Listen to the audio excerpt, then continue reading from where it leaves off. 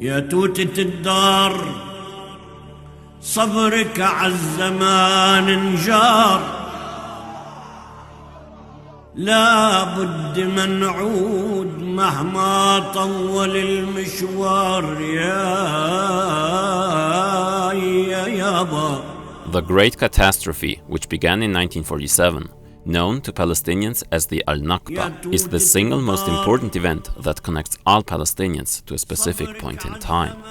Without knowing about it, it is not possible to understand the context of the current genocide, the resistance forces fighting against settler colonial occupation, and to organize the movement for a free Palestine. It is precisely because of this why the imperialist and Zionist propaganda machines are adamant about denying, falsifying, and both sizing its history. It is the history about the expulsion of the majority of the indigenous people, the destruction of most of its villages, and of the most brutal massacres committed under the framework of planned ethnic cleansing and settler colonization. It is the history of the betrayal of the Palestinian people by the Arab governments, particularly by one of them, colluding behind the curtains with the Zionist enemy to take over the whole country. In this video, we're gonna debunk the colonial narrative used to this day to justify the genocide on the Palestinian people. And we're gonna plunge deep into the history of the ethnic cleansing of Palestine.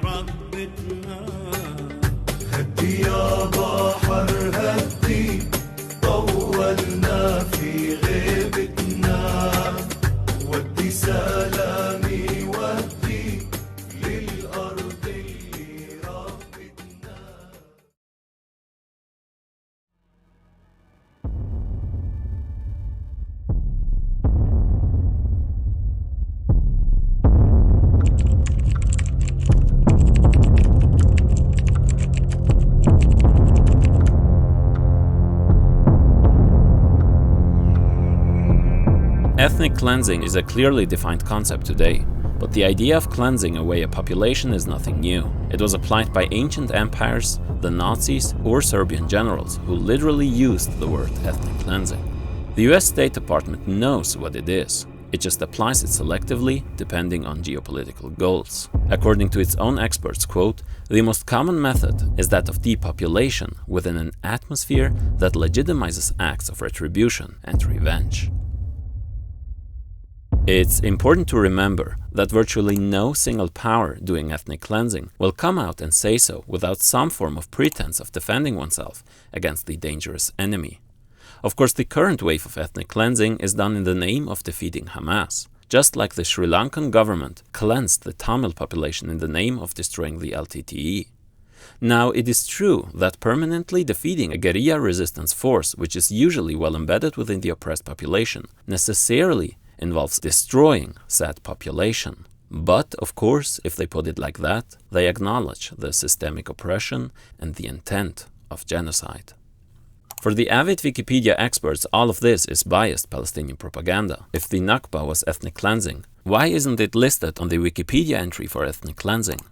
Another way to do ethnic cleansing denial is by referring to the authority of international bodies, and if the responsible people have been brought to trial. Here we must remind ourselves that in other clear-cut cases of ethnic cleansing or genocide, such as the Armenian or the Tamil one, no single individual or group has been indicted.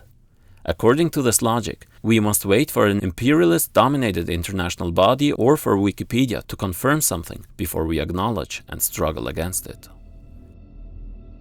The word tihur, cleansing in English, appeared on orders sent to the brigades by the High Command through Plan Dalet, the plan for the ethnic cleansing of Palestine presented in the last part. The plan was the logical conclusion of the concept of transfer, which was at the core of Zionist policy. The UN Special Committee for Palestine had allocated the majority of a country's territory to a minority of a settler community. As explained in the last video, the Zionist leadership was neither satisfied with the 56% of the land handed to them by the Partition Resolution of 47, as they wanted all of it, nor with the fact that Palestinians still constituted almost half the population within that territory. So, as in other settler colonial projects in history, the indigenous population had to be done away with. And in March 1948, After isolated expulsion operations had already begun in the previous year, the brigades would receive the orders to enter State D, to execute Plan Dalet. Quote, "The villages which you will capture, cleanse, or destroy will be decided according to the consultation with your advisors on Arab affairs and the intelligence officers."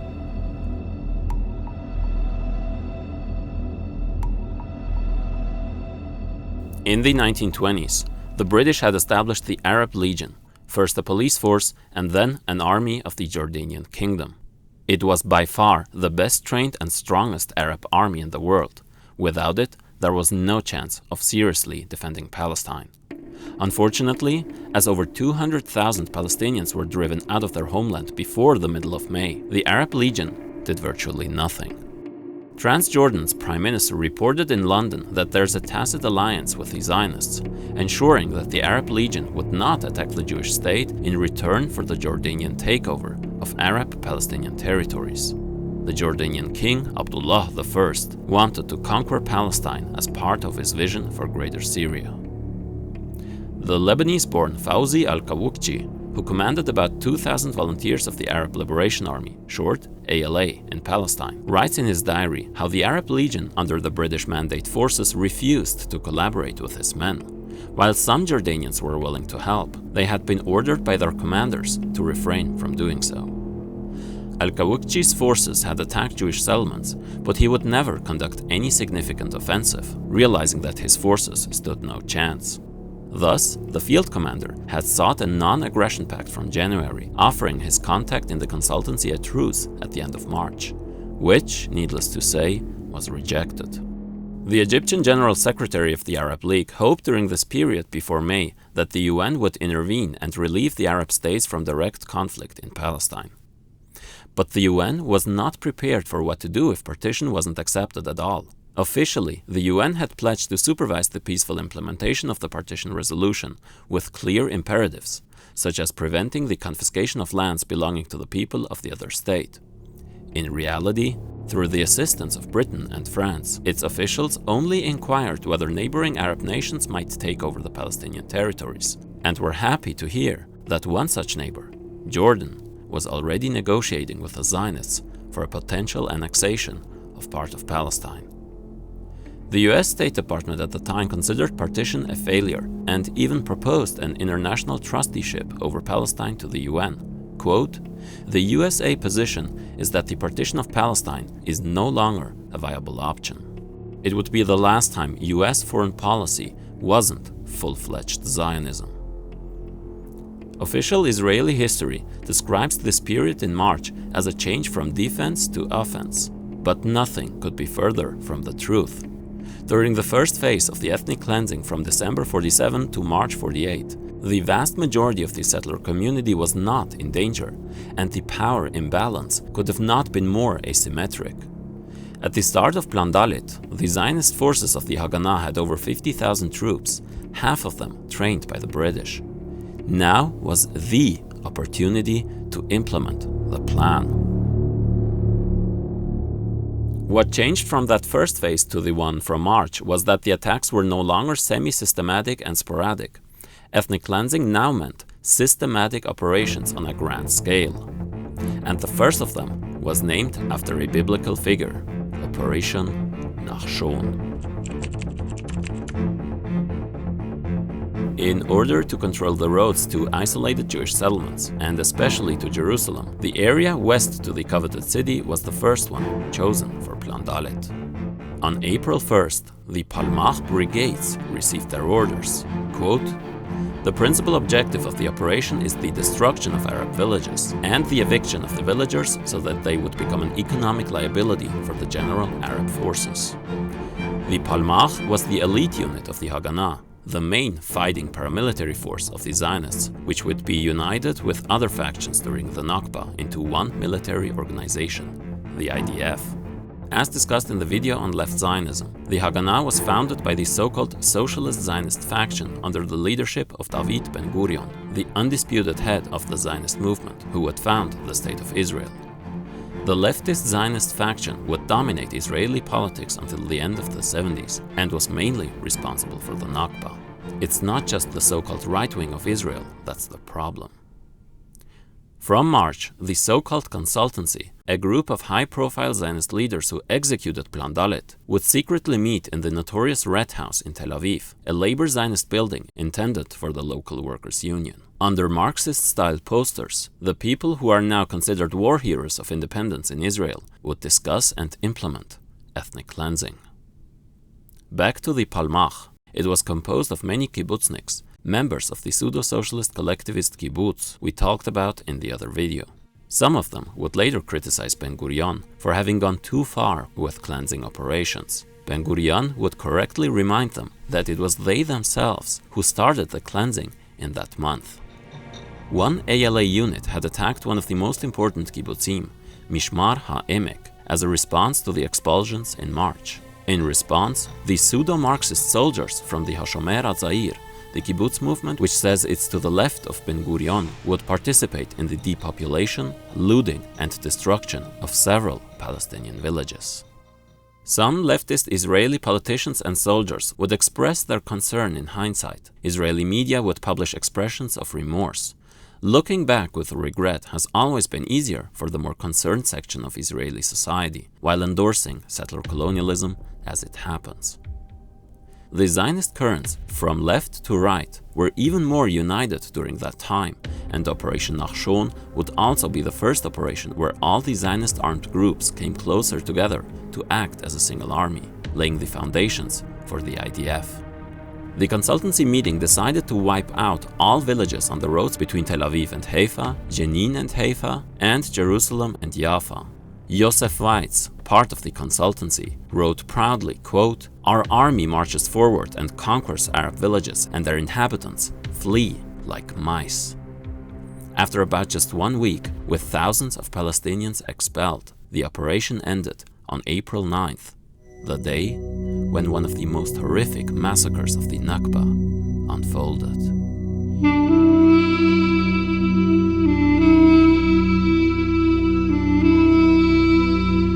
On a hill to the west of Jerusalem, there is a Jewish mental health center for tourists using some of the few buildings that remained of the destroyed Palestinian village of Deir Yassin. On April 9th, 1948, the fascist Zionist paramilitaries Irgun and Lehi cleansed it, shooting at houses with machine guns, gathering remaining villagers in one place, slaughtering them in cold blood, abusing their bodies, and raping the women before killing them as well. One survivor recalls, quote, "They took us out one after the other, shot an old man, and when one of his daughters cried, she was shot too. Then they called my brother Muhammad and shot him in front of us. And when my mother yelled, bending over him, carrying my little sister Hudra in her hands, still breastfeeding her, they shot her too." Remember when Israeli propaganda invented the story about the baby in the oven? Well, they came up with that since they had done it themselves, here in Deir Yassin. Every Zionist accusation is a confession, as the saying goes. The Zionist forces would kill 30 babies and ordered one baker to throw his son into the oven, but the father refused and then had to watch his son burn in front of him. Leftist Zionists will often conveniently distance themselves by saying that this massacre was committed by the right-wing extremist forces. However, it is confirmed that it was the Haganah command itself that gave the orders to the fascist militias. This was a historic massacre, but it's important to remember that as you're watching this video near the time of its release, there are several Deir Yassins happening every week. The only difference now is that the genocide is being live-streamed, whereas in 1948 there could be no live footage be spread online, all happening largely in the darkness. Those who fled as a result of the threat of Deir Yassin in other villages did not do so because they felt like it. They fled out of fear of being killed, and with the intent of coming back. As a Palestinian woman said, they killed 7 from Lydda, just like this. Then came Deir Yassin and the people left. You know how? Don't you want to protect your child? Everybody had to protect themselves. We had the keys with us. We were planning to return. We left everything as it was. Deir Yassin became a symbol of collective memory and resistance for Palestinians everywhere. But in so-called Israel, it and countless other villages are rendered completely invisible, its existence pushed out of Israeli consciousness. From now, the Zionists were more confident than ever they could not only expand the areas of the future Jewish state, but broaden the cleansing on an even larger scale.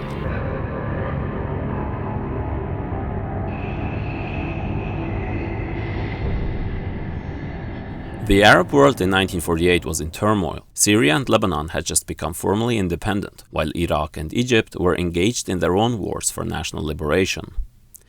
The Arab League Council was an ineffective body made up of the Arab government's foreign ministers. Its decisions were non-binding and discussions dragged on and on, while Palestinian villages were being wiped out. And yet, thousands of Arabs in these countries were demonstrating and even willing to fight. They were quite aware of what was happening in Palestine, which would also inspire the anti-colonialist struggle in Algeria and the fight against imperialism in general. However, aside from limited arms shipments and a little financial help, the Arab states simply watched, maybe with the exception of Syria, who seemed to prepare militarily and push Iraq to do something. The Jordanian press, meanwhile, would push the narrative that Abdullah was about to liberate Palestine. Yet, in that same month of April, Abdullah would promise a leading Israeli official that he would not obstruct the creation of Israel and would only occupy the territories designated for the Palestinian state. Abdullah was the most ambitious son of the Hashemite dynasty, an Arab noble family who felt it was destined to rule the Arab world. In the last part, I introduced the dynasty and explained how they already started negotiations with the Zionists about 30 years before the Nakba. Most of the Jordanian Arab Legion's senior officers were British.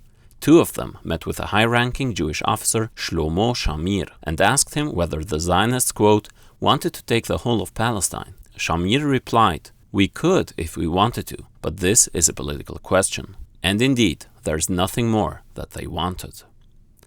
After Operation Nachshon, the Zionists immediately started focusing on the cities inside the UN-assigned Jewish state. Tiberias was the first one, a town in which 5,000 Jews and 6,000 non-Jewish Arabs had lived together in peace for centuries.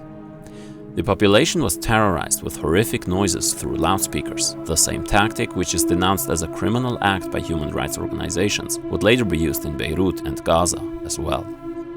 By April 18th, the city fell to the Haganah. King Abdullah would send 30 trucks to evacuate the Palestinian population. The British also played their part in the expulsion, but this will be much clearer with the next city to be de-Arabized. Numerous British politicians would later acknowledge that their actions represented one of the most disgraceful episodes in the history of the British Empire in the region. The local leadership in Haifa already realized that its city had no chance to withstand the Jewish forces. Quote, "It is good, the Jews do not know the truth." But the Zionists knew it very well. They were perfectly aware that the leaders of the Arab countries talked big about their war on Zionism to pacify their populations, but that there was little behind it. The Arab arms were not arriving. The Haifa elite had already fled and left about 75,000 Palestinians without leadership. The British troops on the ground were in theory supposed to protect those people. The only big important port with high economic value was in Haifa, which was of course allocated to the Jewish state by the UN. The Zionists wanted the major port city, but not the Palestinians who happened to live there. The British were fully aware of the Zionist onslaught and still declared on April 18th that it would leave the city in 2 days, thus removing the buffer zone which had prevented the Jewish forces to realize their takeover, who now initiated Bi'ur Hametz, cleansing the leaven. Eradicating all traces of bread or flour from homes on the eve of Passover is a Jewish religious custom. It means total cleansing. And this is what happened from 21st of April on Passover's Eve. The orders of the guy who would become the future IDF chief of staff were unambiguous. Quote, "Kill any Arab you encounter, torch all inflammable objects, and force doors open with explosives." The masses panicked and left towards the port in the hopes of finding a ship to flee. The brigades looted the empty houses and bombarded the crowds with 3-inch mortars to make sure people didn't have second thoughts about returning. Haifa was frozen in time, toys of children on the floor, and warm food still on the table.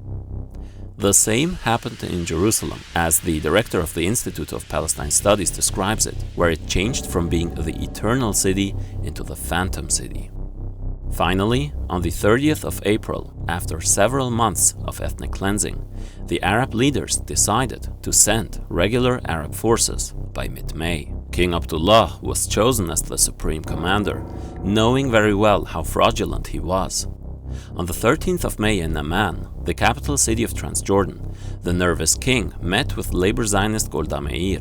Abdullah was in a dilemma. Towards the outside, he had to ensure to the Arab League that he would fight for the liberation of Palestine, while actually, on the inside, what he wanted was to make a deal with the Zionists. And, needless to say, it was the latter that he had decided on. Countless other urban centers and villages were depopulated earlier that month, and Jaffa would be the last city to be conquered on that same 13th of May, one day before the mandate came to an end and the State of Israel was declared.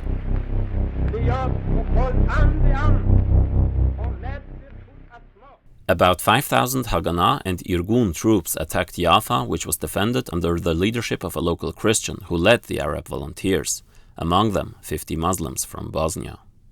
After 3 weeks, they lost, and all of the 50,000 inhabitants were expelled under the mediation of the British. Zionist propaganda often fearmongers about Palestinians wanting to push Jews into the sea. This was literally what happened here with the Palestinians from Jaffa.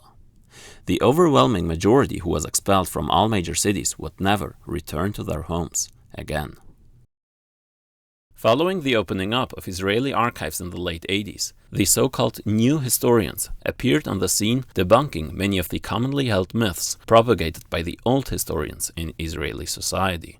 Most prominent among them were Benny Morris, Avi Shlaim, and Ilan Pappé. Though Morris would radically change his thinking following the outbreak of the Second Intifada in the year 2000. Whereas before he would have a more critical view of the expulsions, he now advocated for the transfer of Palestinians from the West Bank and Gaza, and now re-examined the period in 1948, questioning whether it would have been better to expel all Palestinians, and writing, quote, "The Palestinian Arab exodus occurred in wartime and were a product, direct and indirect, of that war, a war that the Palestinians started." This is a typical development in Israeli society. Whenever Palestinian resistance intensifies, many critical voices suddenly shift to right-wing extremist Zionism.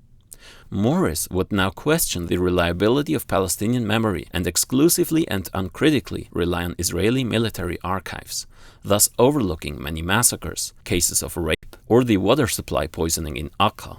And this in view of the fact that Israel continues to destroy and loot Palestinian archives. By calling the expulsion an exodus, he absolves the settler-colonizer of any cleansing intent and simply portrays expulsion as the natural side effect of a war.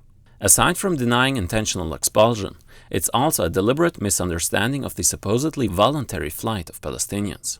Arab feminist academic and activist Nahla Abdo writes, quote, "Without any hesitation, almost all of the Palestinian women and men interviewed insisted that if they had known that they would never be returning to their homes, land and homeland, they would never have left and would have preferred to die there rather than become refugees."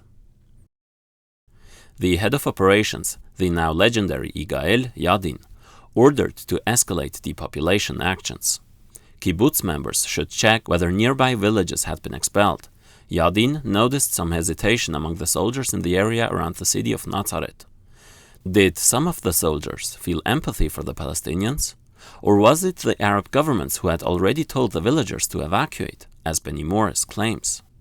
No, it was the intelligence units restricting them, as there were lots of collaborator clans in this area. The most quote-unquote difficult decision was whether the village of Sirin should be expelled due to the members of a collaborator clan living there. The kibbutzim would call those who said the village should be spared traitors, but eventually Sirin and the other villages were all completely destroyed anyway. Whenever Zionist leadership or general opinion was in tension, it was not because of empathy towards Palestinians, but only due to tactical considerations. So, as you can see, all of this would occur before a single regular Arab army set one foot in Palestine, dispelling the popular myth that Palestinians voluntarily fled as a result of a war and the evil Arab invasion. About half of the Arab villages had been assaulted and 250,000 people displaced before the Arab governments reluctantly decided to send their forces into Palestine in May 15th, one day after David Ben-Gurion proclaimed the establishment of the Jewish state in Palestine, not too far away from the elegant campus of the Tel Aviv University, overlooking the depopulated village of Sheikh Munis. Now, the Jewish Agency, the official quasi-governmental body of the Zionist movement, would dissolve into the official State of Israel. Longtime leader of the World Zionist Organization, the third most influential Zionist in history, Chaim Weizmann, would become the first president of Israel. Consultancy member Isar Harel, head of intelligence and one of the most powerful Zionists, would become the first director of Israel's internal security agency, Shin Bet, soon taking over the Mossad. The ministries would be dominated by the self-proclaimed Socialist Zionist Party, the Pappé. Its members dominated the first government of Israel. Head of the foreign policy under the Jewish Agency and consultancy member Moshe Sharet was now Minister of Foreign Affairs. Golda Meir, Minister of Labor and Social Security, and later the fourth Prime Minister of Israel. Last but not least, consultancy leader and the chairman of the Jewish Agency, who had become the first Prime Minister of Israel, the undisputed, most important Zionist in history, David Ben-Gurion. The Socialist Zionists would lead Israeli settler colonialism for the next 3 decades. While Israel would celebrate Independence Day on May 14th, Palestinians today commemorate May 15th as Nakba Day. Back then, for Palestinians, nothing changed. Ethnic cleansing had happened before the formal declaration of the Israeli settler state and continued on the day after.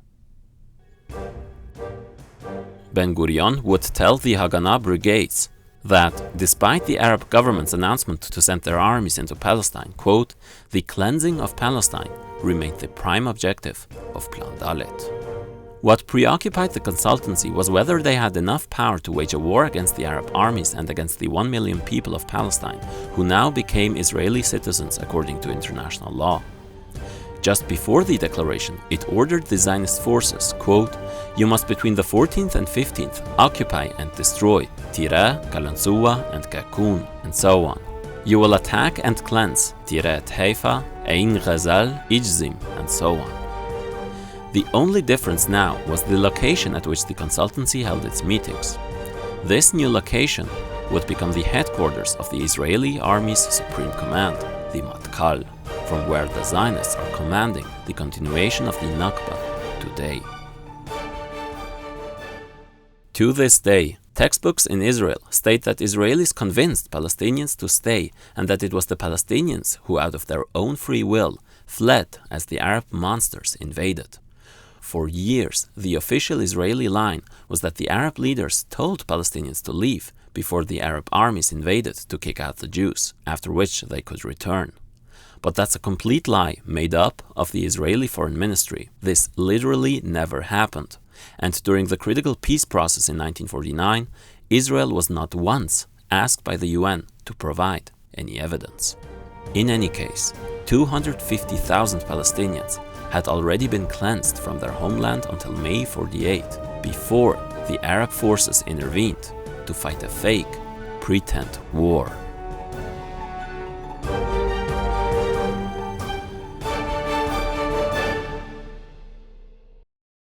Zionists frequently represent the war from May 15th as the battle between David and Goliath, the weak Jewish nation who heroically won against the morally degraded, far superior, evil Arab hordes. Or as pedophile lawyer Alan Dershowitz put it, quote, at great cost in human life, the ragtag Israeli army defeated the invading Arab armies and the Palestinian attackers. They won in large part because the stakes were much greater for them.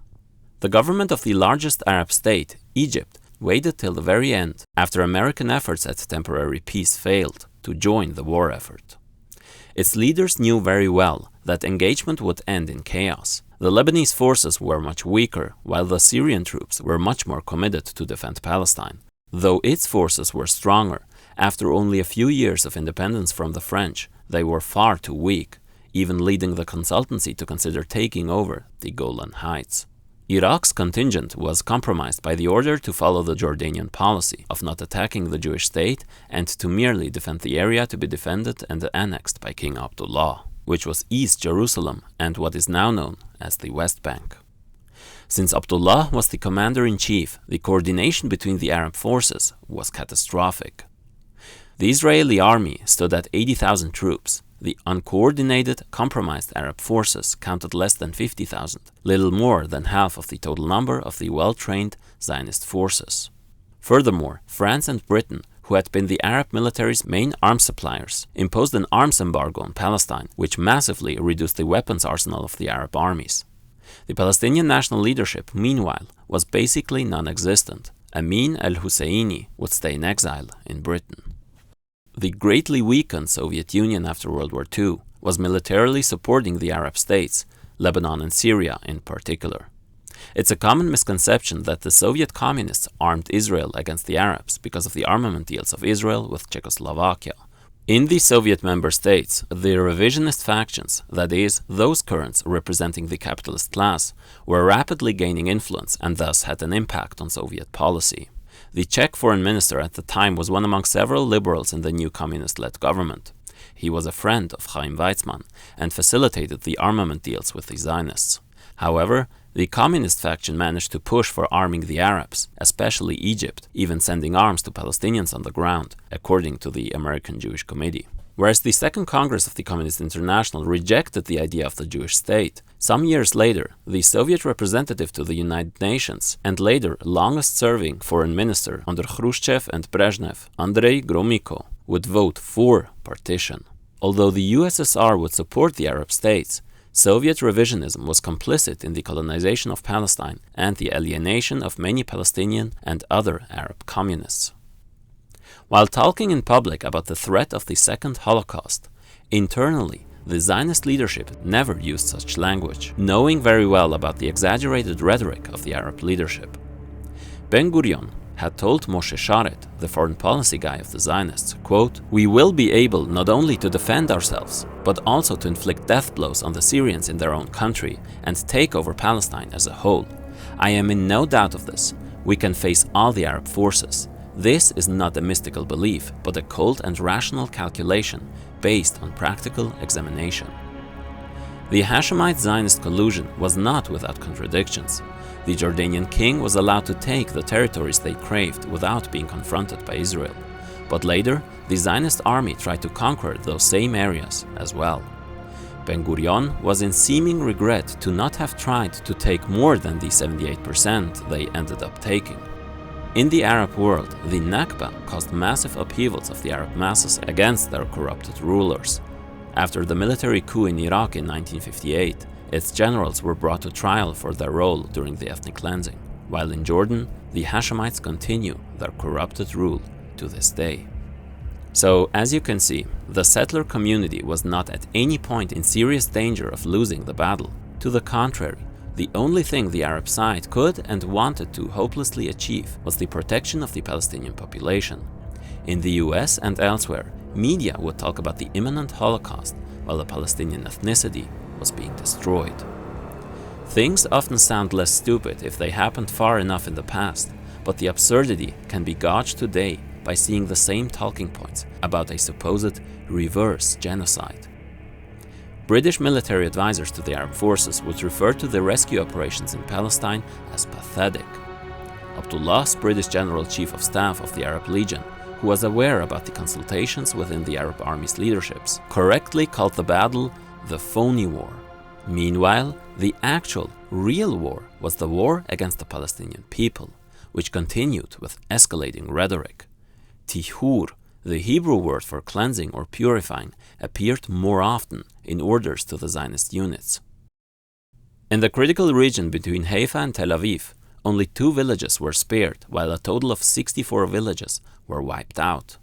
Today, 2 highways separate the areas of the 2 cities, with hundreds of thousands of Israelis driving through each day, having no clue about the destroyed Palestinian history that lies beneath the pine forests and commercialized fishing ponds.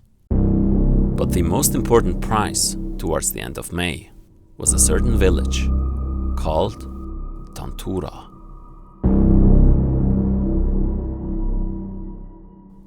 The ancient Palestinian village of Tantura was one of the largest on the Mediterranean coast, engaged mainly in fishing and agriculture. Zionist intelligence officers had met with the local village leadership and offered terms of surrender, but they rejected. At the night of 22nd of May, Tantura was surrounded from 4 flanks, which was unusual, since the Zionist forces would normally approach from 3 flanks to leave open one side for expulsion. The villagers had surrendered by waving a white flag, but the soldiers went on a rampage and shot at them. The captured villagers were forcibly gathered at the beach at gunpoint. Women and children were then expelled to a nearby village, while the hundreds of men were ordered to sit and wait for the arrival of an Israeli intelligence officer responsible for the district named Shimshon Mashvitz, who, according to one eyewitness account, carried a whip lashing out at the people, quote, just for the fun of it. He then selected individual men from the group, which included all people between the ages of 10 and 50. These men were then taken in small groups to a more isolated location, mostly on the beach, where they were executed in cold blood. One recorded testimony recounts the methods of psychological horror with which they conducted their slaughter. Quote, each 4 were taken aside. They shot one and ordered the other 3 to dump his body in a big pit. They then shot another, and then the other 2 carried his body to the pit, and so on. Several Palestinians were ordered to dig mass graves for their dead village neighbors. Some survivors would speak of the horror when they were told they would be executed themselves. Today, a beach parking lot is built on top of the mass grave. In 1998, an Israeli research student discovered the massacre during his master's thesis for Haifa University, which then disqualified it. However, the story of Tantura had been already told in 1950 by Palestinians, but it didn't receive the same attention and credibility, of course. Most people have heard about the massacre through the popular Israeli documentary Tantura from 2022. It's many among us who stumbled upon a critical Israeli movie or book first before becoming critical of Israel, not least because of our European chauvinist socialization and or simply because that's the type of source that we get to see first, since that's what tends to trickle through in a racist society. But Palestinian eyewitness testimony has existed for a long time. Palestinian documentaries and books about Tantura have always been there, but people from the imperialist countries tend to not believe them. Ethnic cleansing proved more difficult in some remote areas. At the same time, the language within the orders given to the Zionist units became more explicit. Quote, the villages in your district you have either to cleanse or destroy. Regarding a second attack on the village of Sa'a toward the end of May, it says, quote, if there's a shortage of soldiers, you are entitled to limit the cleansing operation, takeover and destruction of the enemy's villages in your district.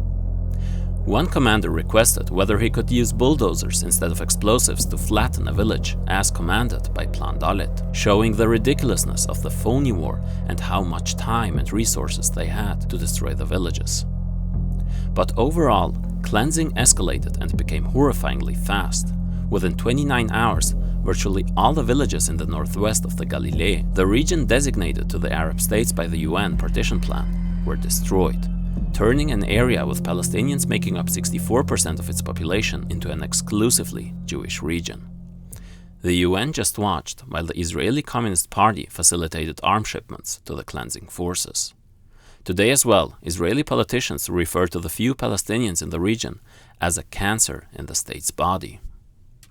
Meanwhile, Ben-Gurion was not only more than satisfied, but also increasingly exhilarated as he descended further and further into extreme megalomania. Quote, we will establish a Christian state in Lebanon, the southern border of which will be the Litani River. We will break Transjordan, bomb Amman, and destroy its army, and then Syria falls. And if Egypt will still continue to fight, we will bombard Port Said, Alexandria, and Cairo. The massive success in the ethnic cleansing of Palestine gave the Zionists further confidence and hunger to conquer and cleanse the whole country. From June The orders sent to the units included higher quota villages and were more ambitious overall. No one was spared and all means became legitimate. Operation Yitzhak started on June 1st to attack Jenin and occupy the bridges on the Jordan River. Meanwhile, the Arab General Command was increasingly losing control. Their main goal was to defend the Arab regimes and not rescue Palestinian people and territory. Swedish diplomat and nobleman Folke Bernadotte was designated as the United Nations mediator in Palestine, marking the first official mediation in the history of the UN. During World War II, he had saved countless Jews from Nazi persecution as president of the Swedish Red Cross. But while he was brokering a ceasefire, ethnic cleansing went on without interference. A very pleased Ben-Gurion would write in his diary on June 5th, quote, "We occupy today Ibne and Kakun. Here, the cleansing operation continues." At his house 2 days later, he was convinced to authorize the confiscation of all Palestinian property already stolen, from citrus groves to money looted from the Arab banks. At the beginning of June, the first truce went into effect, but countless villages were erased from the face of the earth until it ended in July. The Zionists' goal was to extend the Jewish state beyond 78% of Palestine already occupied by the Zionist forces. During the first truce, Bernadotte called for the repatriation of the hundreds of thousands of refugees, which the Zionists didn't like at all. They exploded at the thought that he would try to do for the Palestinians what he had done for the Jews just a short while ago. Thus, later in September, Lehi, or the Stern Gang, assassinated him. It is thanks to Bernadotte that the UN General Assembly recognized the right of the unconditional return of all Palestinian refugees expelled by Israel. The right of return, born through the start of the Nakba, is a centerpiece of the program for Palestinian liberation, and probably the biggest thorn in the eye of the Zionist enemy. As international pressure mounted, the Zionists created an elaborate public relations infrastructure wherein those of the foreign ministry would collaborate with the intelligence officers on the ground to make sure the escalating ethnic cleansing happens in the dark, because what was about to happen should not, at any cost, leak to the outside world.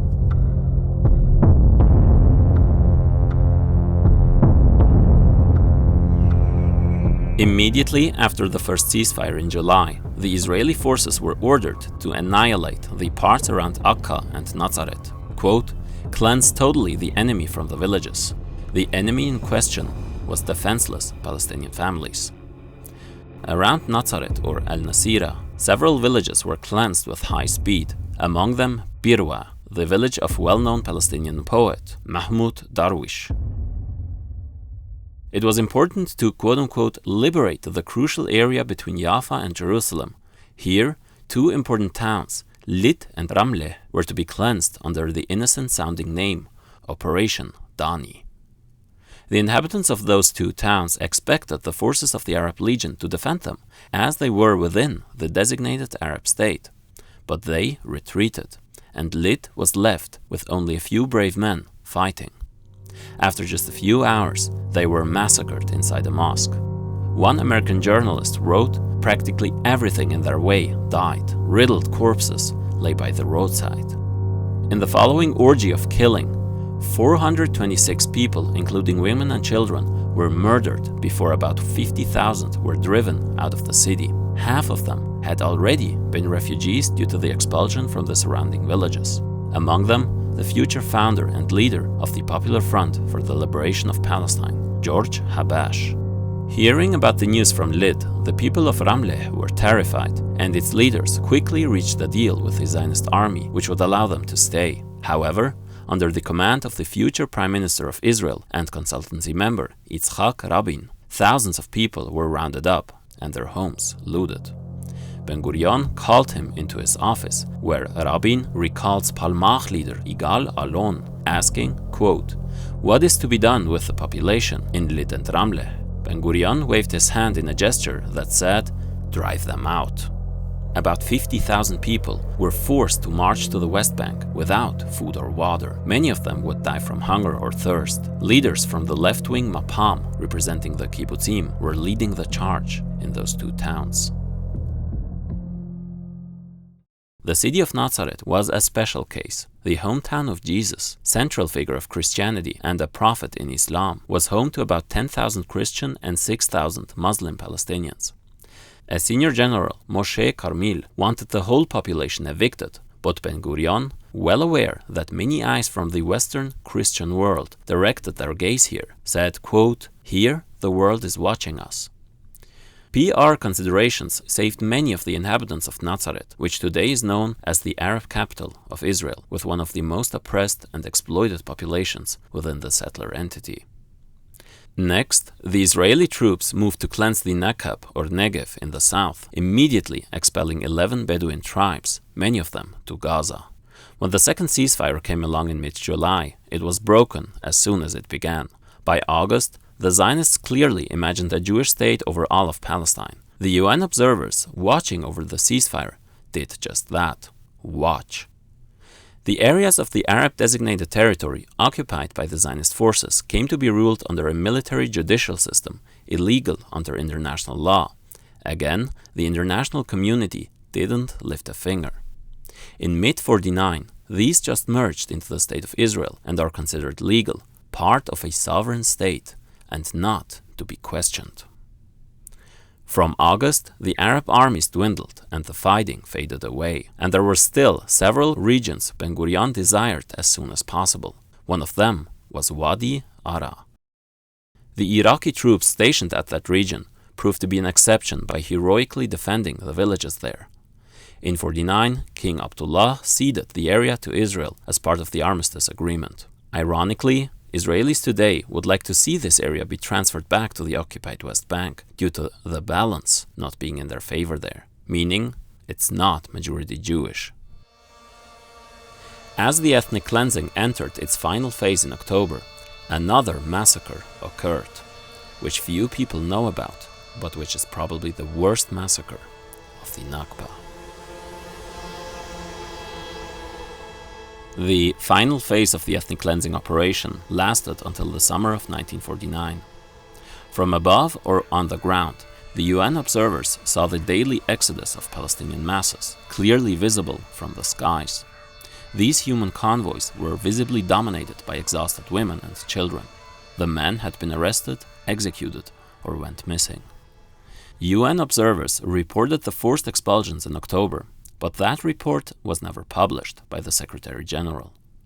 For about 30 years, the UN uncritically accepted the rhetoric of Israel's ambassador to the UN, who described the ethnic cleansing as a humane problem, which reminds us of the dominant media today trying to paint genocide as a humanitarian crisis that just happens with no apparent perpetrator.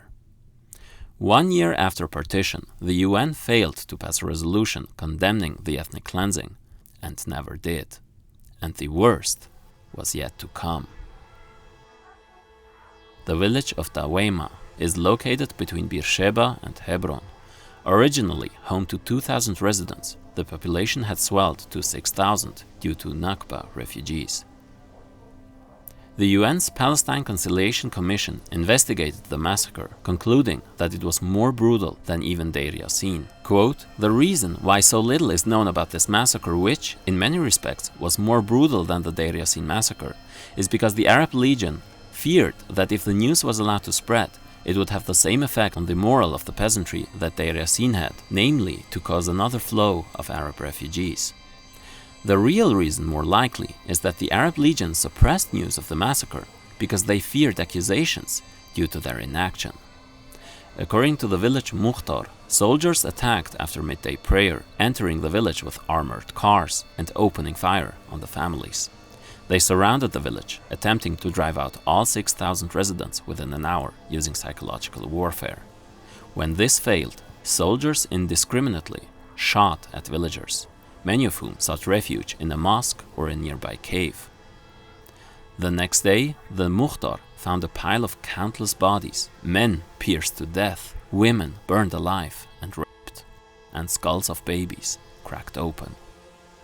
Despite overwhelming evidence, no Israelis were tried for these war crimes.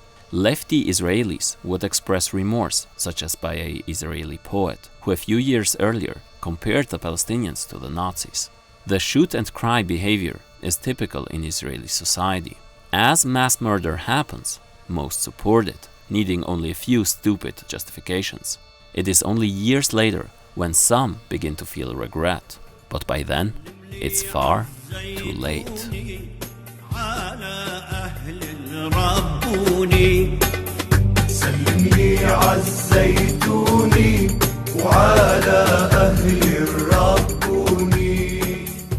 As the ethnic cleansing continued throughout the end of the year, Israel focused on preventing Palestinian repatriation, or return. From July, prevention was official policy, operationalized through the so-called Transfer Committee. In August 1948, it decided to destroy those evacuated houses still standing and converting them into Jewish settlements or national parks. The demolitions were also useful on the diplomatic front. Israel could counter international pressure for refugee return by simply stating that there were no villages left. If there are no houses, people cannot return. Back then, even the United States pushed for refugees' unconditional return. Together with France and Turkey, it was part of the UN Palestine Conciliation Commission, which led to UN Resolution 194 that offered refugees a choice between returning home or accepting compensation. The US, needless to say, would retract that commitment very quickly. But Israel went further. In those previously mixed villages that were totally de-Arabized, it would establish so-called minority units at the beginning of 1949 with a single goal: to prevent Palestinians from returning to their homes. Or, as the Zionists called them, infiltrators, even if it's just to prevent them from getting back some personal possessions or pick up the fruits from their now abandoned trees. Israeli intelligence reported, quote, successful shooting at Palestinians trying to return to the village of Blehmieh and who attempted to retrieve their belongings.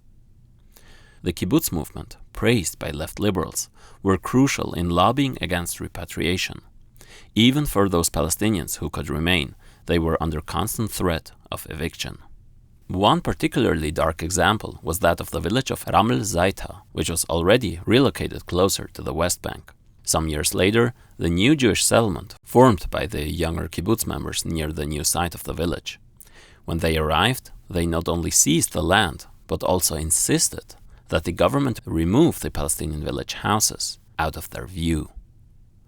When thousands of people were displaced in the south by the end of 1949, leftist Israelis were shocked at the fact that this happened during quote-unquote times of peace. As long as it happened during war, it is simply a sad side effect. The Israeli leaders were not satisfied with occupying most of Palestine. They went further. In the first official breach of the Israeli-Transjordanian understanding, they aimed at taking the region around Jenin, in the north of what's today known as the West Bank, and then push to Nablus. This plan was eventually cancelled due to fears over Britain's military alliance with Jordan, which required it to resist such an invasion. Little did Ben-Gurion know at the time that Britain did not consider the West Bank part of the treaty. The conquest of the West Bank, or Judea and Samaria, as Zionists renamed it with biblical names, was put on hold until 1967, when it too was occupied. The Zionists even pushed into southern Lebanon, capturing 13 villages, executing over 80 inhabitants of the village of Hula and slaughtering over 100 in the village of Saliha. In 1949, Israel signed armistice agreements with the Arab countries. Transjordan took the West Bank, and Gaza was occupied by Egypt, with Israel occupying the rest of Palestine. 78%, 22% more than what the partition plan allocated to the Jewish state. The ceasefire lines are now known as the Green Line, which was not intended as a permanent border. But it de facto became one until 1967, where the Zionists pushed forward their expansion. This line is considered sacred in liberal circles, even among self-described leftists, while they themselves sometimes criticize the occupation in the West Bank or Gaza, correctly referring to the 48 areas, or so-called Israel, as occupied or colonized makes you anti-Semitic by denying the right of Israel to exist. When they sometimes say they're for a free Palestine, they mean free 22% of their homeland, separated in two, having to live beside a settler colonial project that has been continuously aiming to destroy it. But the ethnic cleansing didn't stop after the final ceasefire agreements. It was only by early 1950 when the cleansing began to slow down. Between 750,000 and 1 million Palestinians were driven out of their homes by Zionism, which is about 80% of the total indigenous population. Almost half of it had been expelled before the start of the phony war. Many fled to the Gaza Strip, which initially had a population of 80,000. Hundreds of thousands displaced would find a new home among the 8 refugee camps before being again displaced during the ongoing genocide. From 1947 to 49, over 4 million acres of Palestinian land, 70,000 books, and between 100 and 200 billion US dollars were stolen from Palestinians. Israel seized control of 774 Palestinian villages and towns, among them 531 towns and villages that were completely extinguished and its population expelled under direct orders from the consultancy since the implementation of Plan Dalet in March. Those Palestinians who remained of what would become known as Israel, about 150,000, a quarter of them internally displaced, came to be referred to as Israeli Arabs, today making up 20% of Israel's population and forced to live as second-class citizens under an apartheid system. Zionism could now control who could enter its occupation with borders and ID cards, boosting the demographic balance in its favor and preventing people from returning to their homes. Thousands of Palestinians would suffer in centralized prison camps, boys from 10 years old to 50-year-old men, without reason, often for the crime of going back home. The UN would continue to screw up by not engaging the International Refugee Organization, IRO, who always recommended Palestinian return as the best solution, but instead to establish another specialized agency for refugees in Palestine. Pressure from Zionist organizations, who did not want the organization that helped Jewish refugees from Nazi persecution to now help Palestinian refugees. The comparison had to be avoided at all costs. This led to the creation of a new organization dealing with the problem. That organization came to be called United Nations Relief and Work Agency, UNRWA. It was tasked with building permanent camps and did not commit itself to the right of return. In order to safeguard the demographic balance and the legitimacy of the ethno-supremacist settler state, the Zionists have to prevent the implementation of the internationally recognized right of return at all costs. Today, there are over 7.2 million refugees located in Lebanon, Jordan, Syria, or in the occupied West Bank and Gaza, where they're ethnically cleansed once more. Ethnic cleansing within 48 territory would continue through the destruction of Palestinian identity, through censoring its textbooks by erasing all mentions of Palestine, which is ironic, since even the founding fathers of Zionism would have references to Palestine in their own works. As part of the so-called memoricide, the Israelization of the school system, and, as one Israeli professor puts it, would be, quote, obliterating all signs of Palestinian continuous existence on the land. The Nakba law forbids the public the mourning of the establishment of Israel and increases the scope of punishments for those attempting to commemorate the catastrophe. Forgetting and denial is a key end phase in any genocide. Probably the most painful thing that happened in this context was the abuse of Islamic holy places, which had provided Muslim Palestinians with comfort and solace. These mosques were turned into restaurants, shops, or part of luxury resorts. A similar outcome is in Israeli visions for Gaza. In the historiography, education system, and discourses in Israel and among its imperialist partners, the situation is framed as the Palestinian-Israeli conflict, a dispute between two nationalisms, which can be solved by an elaborate conflict resolution plan concocted in some government-funded political science institution or think tank. But this is not your usual conflict between two states. This is colonialism. What really solves the conflict is decolonization. Zionism, as we have seen throughout this series, is an ethno-nationalist, settler colonial ideology, which we've not only shown with quotes, but with concrete, systematic, material facts which completely back what the famous Zionist colonizers said with words. The Palestinians did not flee voluntarily from their homes. The Nakba was not a situation where both quote-unquote narratives are valid, where both sides were bad. On the one side, you have an indigenous population wanting to breathe, to survive, and to return. On the other, you have a brutal, settler colonial entity still expanding, still wanting more, still killing, and still displacing to this day. And with this, we conclude my series on Zionism and Palestine. No, we don't. It's important not to end with sadness. The Palestinian people are a suffering people, but they are also a fighting people.